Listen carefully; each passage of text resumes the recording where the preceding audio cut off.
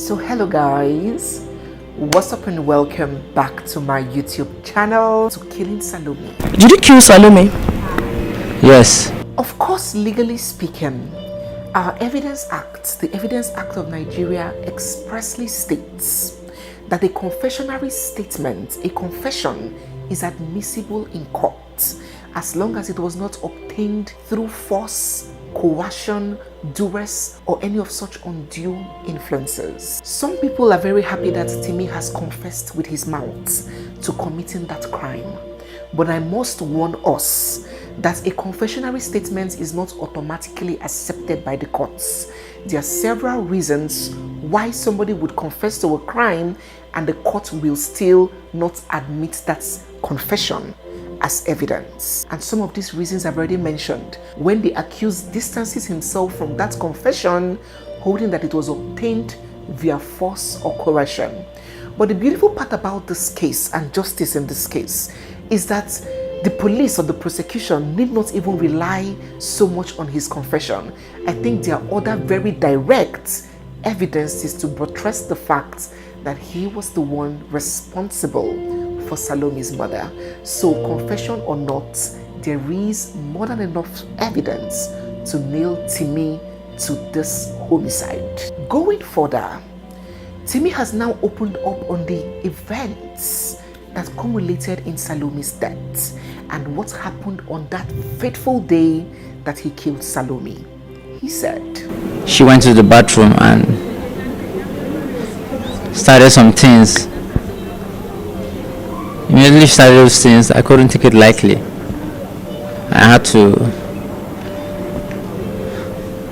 go into the room of where I can get some certain things that will happen. So I took the knife from the restroom and went into her. Immediately she was lying her hand down. I held her neck and I did what I had to do, and that was it. He has also opened up on his reasons why he carried out that murder. And according to him, he took the life of Salome because she came to my house and we're actually vibing. We're not actually vibing well. We're based on one or two things. What is the one or two things? We started getting close to each other. And I saw that my vibe and her vibe came together. It's not something I really planned on. Something that it happened on that day and it happened. Not like I had a plan in mind. She was always cheating. She hid most of the things from me most times because I saw her phone. Most of the chat with the other guys. That's what I saw on the phone. So that was when you decided to kill her? Yes. Before we proceed with these updates, what do you think so far? Do you think that this man is being completely honest? Or do you think that he's just trying to guilt trip the late girl and make himself feel like, oh, he was the one that was offended? Oh, he cheated on me. Oh, it's such a patriarchal society. Infidelity, cheating. Oh, some people are going to start feeling sympathy for him. And believe me, some monsters on social media are already like, oh, why did she cheat? Why cheat? What do you think? Do you think this is a strategy to vilify the victim while making himself appear to be that guy that was wronged by a promiscuous woman? Begin to drop down in the comment section if you believe this cheating angle that this man is trying to bring into this whole story, or if you believe that it is just lies. When asked whether he regrets his actions, whether he regrets taking the life of Salome, Timi was very quick to add that he has no regrets at all and that he is 100% proud of his actions. Do you have any regrets? I don't have any regret. Okay, you don't regret killing her? I don't. And despite widespread videos circulating to social media showing when Timi was apprehended by members of the vigilante, he still insists that he was not apprehended, that he turned himself in. I surrendered myself. If I didn't want anybody to catch me, I would have done that. It's very simple. It's simple, to be honest. And finally, in what seems like a completely unbothered state of mind, like one who has accepted his fate, whatever it may be, Timi says that he is not afraid. He is very ready to face the law and face the consequences for what he had done. Are you ready to face the wrath of the law? It's not a big thing to pay. It's not a big thing to pay. It's not a big thing to pay. The late Salome's sister also got an opportunity to speak with the press, and she has opened up on this alleged relationship that existed between Timi and Salome. According to Salome's sister, she swore that she or any member of their family does not know who Timi is, and that they have a very close and open relationship in their house, in their family, right from when they were kids. And if Timi was her sister's boyfriend, if her sister was actually dating Timi, there is no way in the world that at least one of them will not know. He is the person that murdered my sister. And he confirmed it to me when we picked him up from the police station before we brought him to this command here. He confirmed. I was like, you are the person, because I'm just seeing him for the first time, apart from the social media pictures that have been flying. He claimed that he has been dating my sister for the past 1 year. And you'll be dating somebody's daughter for 1 year and nobody in the home will even hear your name or know you. That's absurd. Like, I cannot even fathom it at all, because it doesn't happen in my family. It can happen any other place, any other family, but in my family, that doesn't happen, because there is a certain way we were brought up. Even just friends, not even sexual relationship or intimate relationship, just friends. Everybody has to know your friends. This statement by Salome's sister has even further fueled that assumption by some people that Timi is actually lying about this so-called relationship that he had with Salome. Some people believe that it was a random pickup, that Salome was not dating Timi, that she was just a random victim of a ritual killer. Throwing more light to that, Salome's uncle also opened up. He also spoke. He insists that Timi is lying about a lot of things, and that from the items that were recovered from his house, it suggests that he is a professional, and that was not the first time that he was carrying out this kind of acts. He said that Timi only met his Waterloo with his niece, but that he is already accustomed, it is his stock in trade, doing these kinds of killings. When we went to his room, we discovered that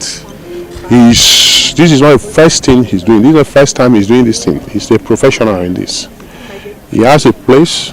He has a place in his room. All those kind of knife, he has them there that he used to cut and arrange. Yeah, there is a big basin there that he cuts and put inside. And in short, there are a lot of evidence that this is not even the first person he has destroyed there. Salome's devastated family are crying out, seeking for one thing for their daughter: justice. And I need justice to just be served. That is all that I need, because any other thing that will happen will not bring my sister back to life. That I have come to terms with. But I just need the law to just take its full course on this guy. We are expecting justice from the police.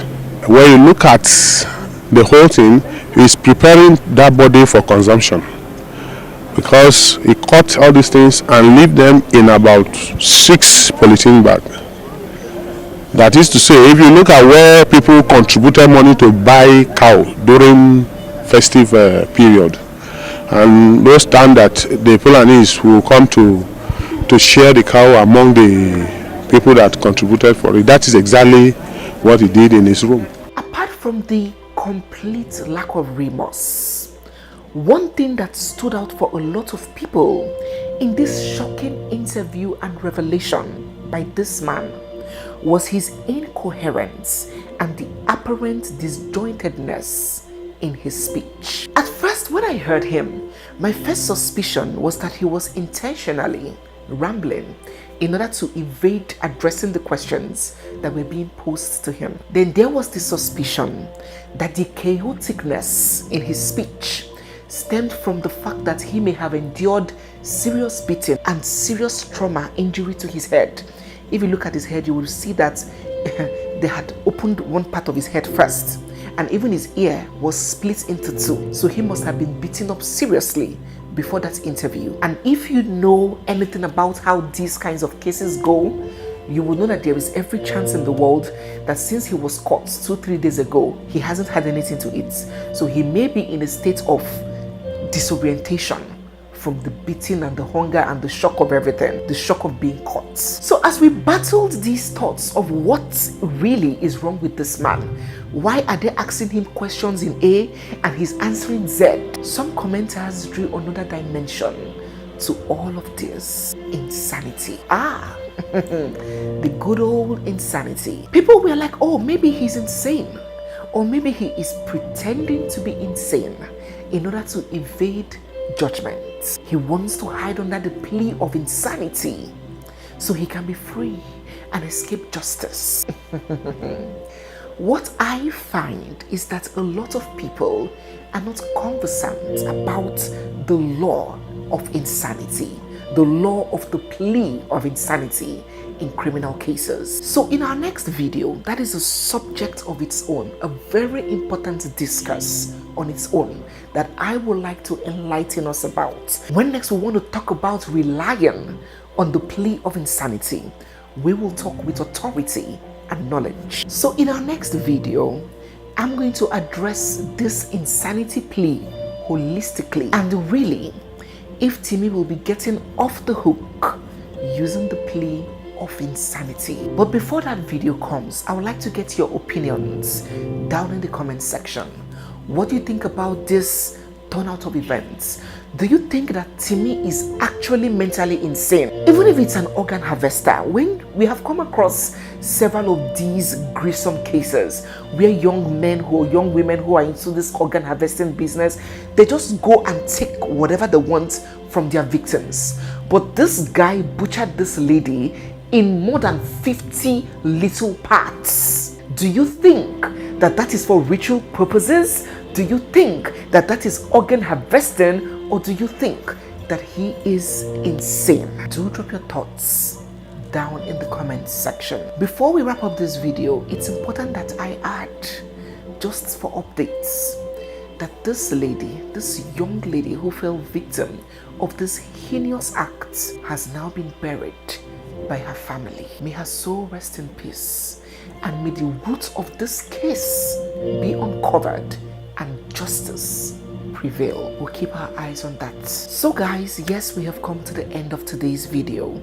If you're new here, you are seeing me for the first time, or if you've been watching without subscribing, don't forget to hit the subscribe button, give this video a big thumbs up, drop all your comments, your feelings down in the comment section, and stay glued, for we have so much more coming your way. Don't miss our next video for no reason. There is so much that you're going to learn from. I'll see you guys in our next one. For now, bye. I want to assure the family that this suspect will not be spared if found wanting. He will be charged to court for prosecution, and we call on them to avail themselves anytime the need arises.